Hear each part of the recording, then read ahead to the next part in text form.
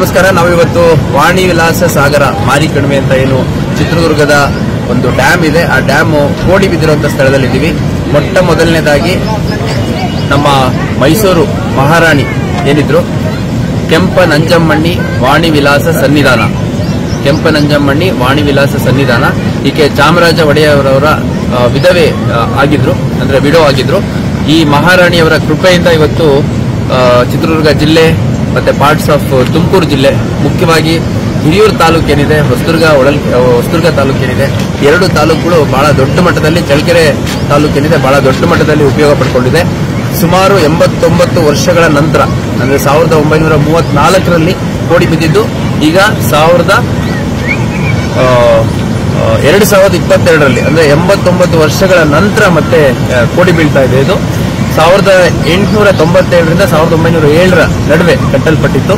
ಇದು ಮೈಸೂರು ಮಹಾರಾಜರ ಒಂದು ಹೃದಯವಂತಿಕೆ ಏನಿತ್ತು ಅದು ಇದರಲ್ಲಿ ನಮಗೆ ಕಾಣ್ಲಿಕ್ಕೆ ಸಿಗುತ್ತೆ. ಯಾಕಂದ್ರೆ KRSಗೆ ಸರಿಸಮಾನವಾಗಿ ಇರುವಂತಹ ಒಂದು ಡ್ಯಾಮ್ ಇದು. ಯಾಕಂದ್ರೆ 30 TMC ಕೆಪಾಸಿಟಿ ಇದೆ ಇದರಲ್ಲಿ.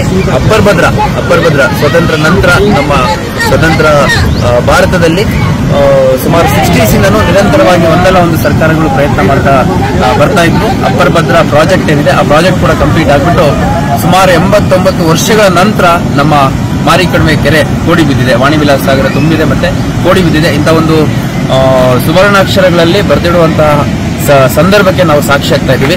ಸೊ ಹಿಂದೆ ಏನ್ ಕಾಣ್ತಾ ಇದೆ, ಇದು ನಮ್ಮ ವಾಣಿ ವಿಲಾಸ ಸಾಗರದ ವೇದಾವತಿ ನದಿ ಅಡ್ಡಲಾಗಿ ಕಟ್ಟಿರುವ ಮಾರಿಕಣಿವೆಯ ಕೋಡಿ. ಸ್ವಲ್ಪ ಪಾಸ್ ಮಾಡಿ.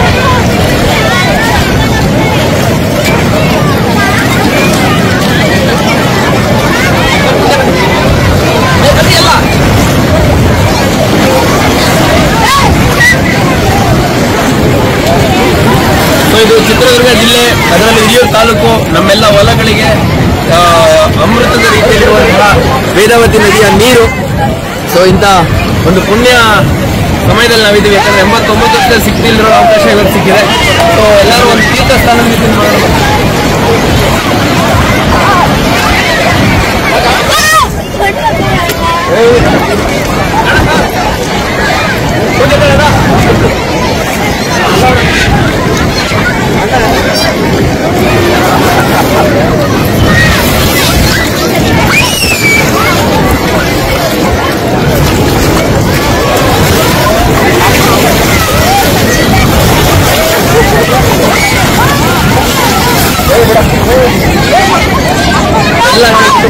ಬಂದಿದ್ದೀವಿ ಎಲ್ಲ ಕಡೆಯಲ್ಲಿ.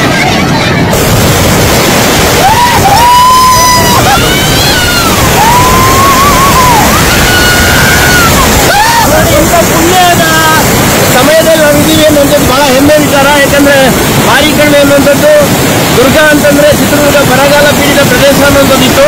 ಅಂಥದ್ದು ಇಂಥ ಒಂದು ಪ್ರದೇಶದಲ್ಲಿ ಇನ್ಯಾವತ್ತೂ ಬರ ಅನ್ನುವಂಥದ್ದು ಕಾಣಲಿಕ್ಕೆ ಸಿಗೋದಿಲ್ಲ ಅನ್ನುವಂಥದ್ದು ನನ್ನ ಅಭಿಪ್ರಾಯ. ಇದು ಬಹಳ ಎಕ್ಸ್ಪರ್ಟ್ಸ್ ಅಭಿಪ್ರಾಯ ಕೂಡ. ಯಾಕಂದ್ರೆ 130 ಅಡಿ 89 ವರ್ಷದ ನಂತರ ಮತ್ತೆ ಈ ಡ್ಯಾಮ್ ಕಟ್ಟಿದಾಗಿಂದ ಇದು 2ನೇ ಬಾರಿ ಕೆರೆ ಕೋಡಿ ಬಿದ್ದಿರುವಂಥದ್ದು.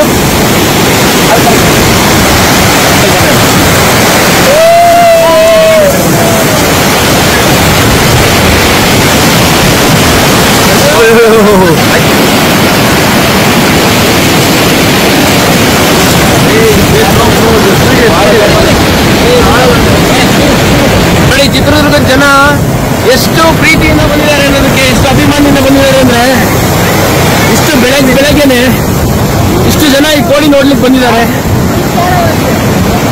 ಬಹಳ ಖುಷಿ ಅನ್ಸುತ್ತೆ. ಇಂಥ ಒಂದು ಪುಣ್ಯದ ಸಂದರ್ಭದಲ್ಲಿ ನಾವೆಲ್ಲ ಬದುಕಿದೀವಿ ಅನ್ನುವಂಥದ್ದು. ಯಾಕಂದ್ರೆ ನಮ್ಮ ಅಜ್ಜ ತಾತಂದ್ರು ಕೂಡ ಈ ಒಂದು ಡ್ಯಾಮ್ ಅನ್ನ ಕೋಡಿ ಬೀಳೋದನ್ನ ನೋಡಿರ್ಲಿಕ್ಕಿಲ್ಲ.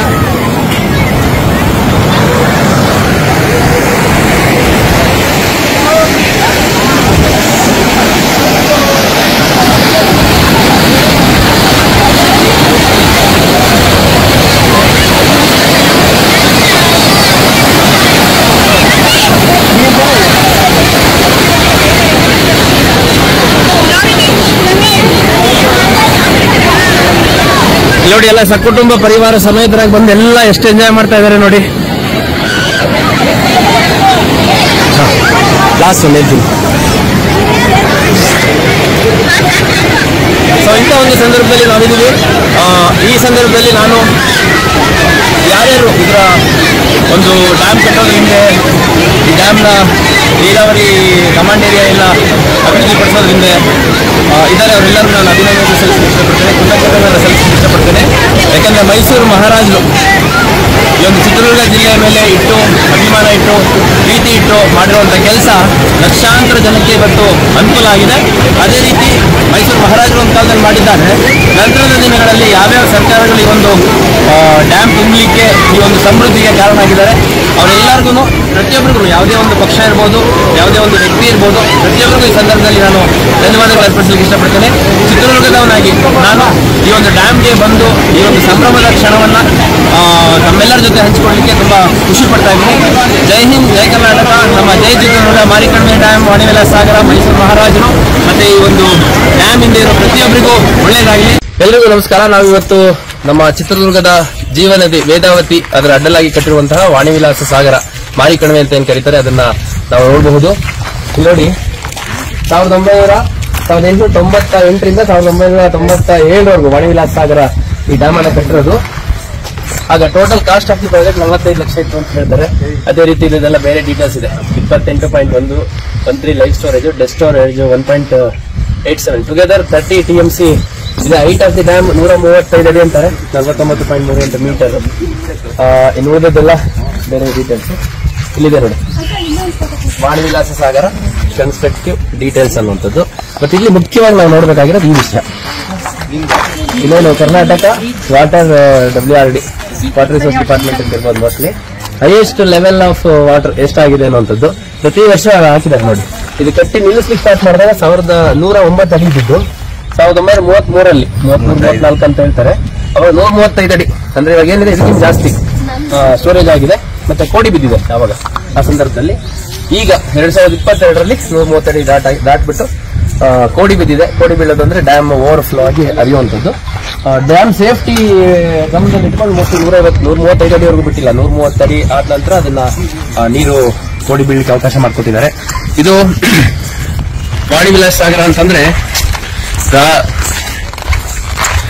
ವಾಣಿವಿಲಾಸ ಅನ್ನುವಂತ ರಾಜ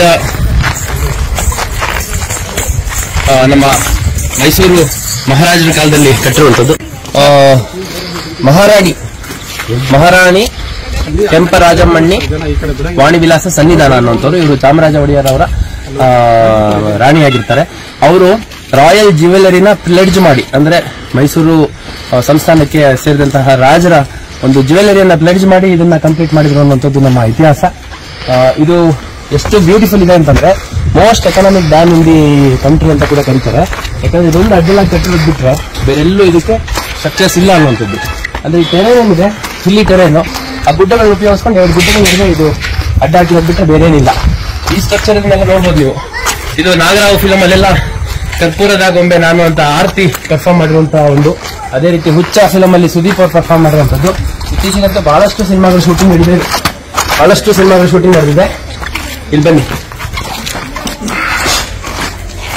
ಮಾರಿಕಣಿವೆ ಡ್ಯಾಮ್, ಹರ್ ಹೈನೆಸ್ ಕೆಂಪ ನಂಜಮ್ಮಣ್ಣಿ ಅವರು ವಾಣಿವಿಲಾಸ ಸನ್ನಿಧಾನ, ಮಹಾರಾಣಿ ರೆಜೆಂಟ್ ಆಫ್ ಮೈಸೂರು ಅವರ ಒಂದು ಸಮಯದಲ್ಲಿ ಆಗಿರುವಂತದ್ದು. ಬಹಳಷ್ಟು ಡೀಟೇಲ್ಸ್ ಇದೆ ಇದು. ಇಲ್ಲಿ ನೋಡಿ, ಇಂಥ ಬ್ಯೂಟಿಫುಲ್ ಡ್ಯಾಮ್ ಇನ್ನೊಂದು ನೋಡ್ಲಿಕ್ಕೆ ಸಿಗಲ್ಲ. ಯಾಕಂದ್ರೆ ನಮ್ಮ ಚಿತ್ರದುರ್ಗದ ಡ್ಯಾಮ್ ಆಗಿರೋದ್ರಿಂದ ಇದು ಇಲ್ಲಿದೆ. Marikanive dam commenced 1898, completed 1907. ಯಾರು ಇಮ್ಯಾಜಿನ್ ಮಾಡ್ಲಿಕ್ಕಾಗುತ್ತೆ ಇಂಥ ಒಂದು ಡ್ಯಾಮ್ ಅನ್ನ ಕೇವಲ 9 ವರ್ಷದಲ್ಲಿ ಕಟ್ಟಿದ್ದಾರೆ ಅನ್ನುವಂಥದ್ದು. ಈಗ ನಾವೆಲ್ಲ ನೋಡ್ತೀವಿ, ಇಷ್ಟೆಲ್ಲ ಫೆಸಿಲಿಟೀಸ್, ಇಷ್ಟೆಲ್ಲ ಟೆಕ್ನಾಲಜಿ, ಇಷ್ಟೆಲ್ಲ ಫಂಡಿಂಗ್ ಇದ್ರು ಬಹಳಷ್ಟು ಸಮಯ ಹಿಡಿಯುತ್ತೆ. ಆದ್ರೆ ಕೇವಲ 9 ವರ್ಷ ಸಮಯದಲ್ಲಿ ಇಂಥ ಒಂದು ಡ್ಯಾಮ್ ಅನ್ನ ಕಟ್ಟಿದ್ದಾರೆ ಅಂತಂದ್ರೆ ಬಹಳ ಹೆಮ್ಮೆ ವಿಚಾರ. ಇದೊಂದು ಗ್ರೇಟ್ ಅಚೀವ್ಮೆಂಟ್ ಅಂತ ಹೇಳಿದ್ರೆ ಖಂಡಿತ ತಪ್ಪಾಗ್ಲಿಕ್ಕಿಲ್ಲ.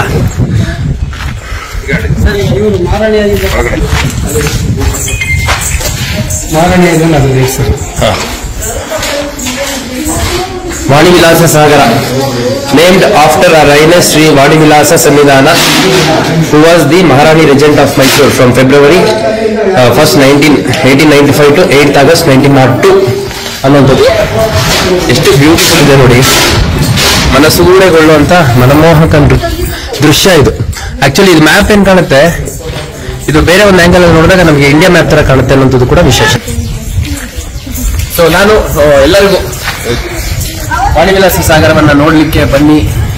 ಚಿತ್ರದುರ್ಗದಲ್ಲಿ ವಾಣಿವಿಲಾಸ ಸಾಗರ ಹಿರಿಯೂರು ತಾಲೂಕಲ್ಲಿದೆ. ಹಿರಿಯೂರಿನ ಸುಮಾರು 20 ಕಿಲೋಮೀಟರ್, ಮತ್ತೆ ಚಿತ್ರದುರ್ಗದಿಂದ ಸುಮಾರು ಒಂದು 55-60 ಕಿಲೋಮೀಟರ್ ಆಗ್ಬಹುದು.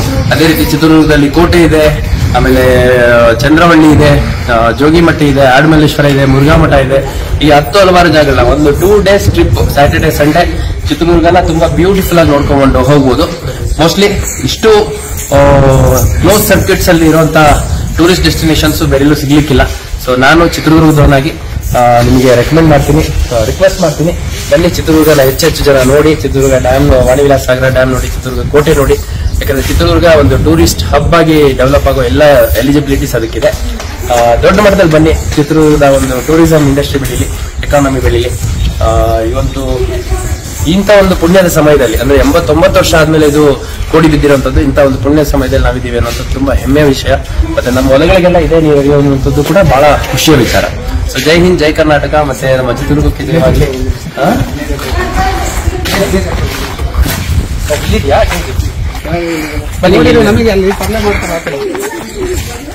ಅಲ್ಲಿದೆ ನೋಡಿ, ಆ ಗೇಜ್ ನೋಡಿ, 132 ಅಡಿ ಹತ್ತತ್ರ ಇದೆ. 135 ಅಡಿ ಬರಬಹುದು, ಬಟ್ ನೀರಲ್ಲಿ ಹೆಚ್ಚುವರಿಯಾಗಿ ಹರಿತಾ ಇದೆ. ಸೊ ಗೇಜ್ ನೋಡ್ಲಿಕ್ಕೆ ತುಂಬಾ ಖುಷಿ ಆಗ್ತದೆ. ಯಾಕಂದ್ರೆ ಇದೇ ಗೇಜ್ ಅಲ್ಲಿ ನಾನು ಬಂದು 60 ಅಡಿ ರೆಸ್ಟೋರೆಂಟ್ ಇದ್ದಾಗ ನೋಡಿದ್ದೀನಿ, 80 ಅಡಿ ಇದ್ದಾಗ ನೋಡಿದ್ದೀನಿ, 75 ಅಡಿ ಇದ್ದಾಗ ನೋಡಿದ್ದೀನಿ, 100 ಅಡಿ ಇದ್ದಾಗ ನೋಡಿದ್ದೀನಿ. 132 ಅಡಿ ನೋಡ್ತಾ ಇರುವಂತದ್ದು ಬಹಳ ಅಂದ್ರೆ ಬಹಳ ಖುಷಿಯ ವಿಚಾರ. ಚಿತ್ರದುರ್ಗ ಬರದ ಜಿಲ್ಲೆ ಅಂತ ಕರೀತಾ ಇದ್ರು, ನೋಡಿ ಯಾವ ಕಡೆಯಿಂದ ನಿಮಗೆ ಬರಗಾಲ ಛಾಯೆ ಕಾಣುತ್ತೆ. ಚಿತ್ರದುರ್ಗ ಇನ್ನು ಯಾವುದೇ ಕಾರಣಕ್ಕೂ ಬರ ಅನ್ನುವಂಥದ್ದು ಈ ಜಾಗದಲ್ಲಿ ಬರ್ಲಿಕ್ಕೆ ಸಾಧ್ಯ ಇಲ್ಲ. ಇನ್ನು ಯಾವ ರೀತಿ ಮೈಸೂರು KRS ಅಚ್ಚುಕಟ್ಟು ಪ್ರದೇಶ ಇದೆ, ಕೃಷ್ಣ ಮತ್ತೆ ನಾರಾಯಣಪುರ ಜಲಾಶಯ, ಆಲ್ಮಟ್ಟಿ ಜಲಾಶಯ, ಮತ್ತೆ ಲಕ್ಕೊಳ್ಳಿ, ನಮ್ಮ ಭದ್ರಾ ನದಿ, ಗಾಜನೂರು ಇದೆ, ಅದೇ ರೀತಿ ಜಾಗ ಆಗಿ ಇದು ಮಾರ್ಪಡುವುದರಲ್ಲಿ ಯಾವುದೇ ಒಂದು ಅನುಮಾನ ಇಲ್ಲ. ಸೊ ಅಗೇನ್ ನಾನು ಹೇಳುವಂಥದ್ದು, ನಮ್ಮ ಚಿತ್ರದುರ್ಗಕ್ಕೆ ಬನ್ನಿ, ಹೆಚ್ಚು ಸ್ಥಳಗಳನ್ನು ನೋಡಿ, ಚಿತ್ರದುರ್ಗನ ಪ್ರಮೋಟ್ ಮಾಡಿ. ಮತ್ತೆ ಚಿತ್ರದುರ್ಗದಲ್ಲಿ ಟೂರಿಸಂ ಇಂಡಸ್ಟ್ರಿ ದೊಡ್ಡ ಮಟ್ಟದಲ್ಲಿ ಬೆಳಿಬೇಕು. ಇಲ್ಲಿರುವಂತಹ ಎಲ್ಲ ಸ್ಥಳೀಯರಿಗೆ ಇನ್ನು ದೊಡ್ಡ ಹೋಟೆಲ್ಗಳು ಬರೋದ್ರ ಮುಖಾಂತರ, ಇನ್ನು ಸರ್ವಿಸ್ ಹಾಸ್ಪಿಟಾಲಿಟಿ ಇಂಡಸ್ಟ್ರಿ ಬೆಳೆಯೋದ್ರ ಮುಖಾಂತರ ಚಿತ್ರದುರ್ಗ ಒಂದು ಒಳ್ಳೆ ರೀತಿಯಲ್ಲಿ ಅಭಿವೃದ್ಧಿ ಕಡೆ ಹೋಗ್ಲಿ ಅನ್ನುವಂಥದ್ದು ಚಿತ್ರದುರ್ಗದ ಒಬ್ಬ ಹುಟ್ಟು ಬೆಳೆದಿರುವಂತಹ ವ್ಯಕ್ತಿಯಾಗಿ ನನ್ನ ಆಶಯ. ಎಲ್ಲರಿಗೂ ಶುಭವಾಗಲಿ. ಜೈ ಹಿಂದ್, ಜೈ ಕರ್ನಾಟಕ.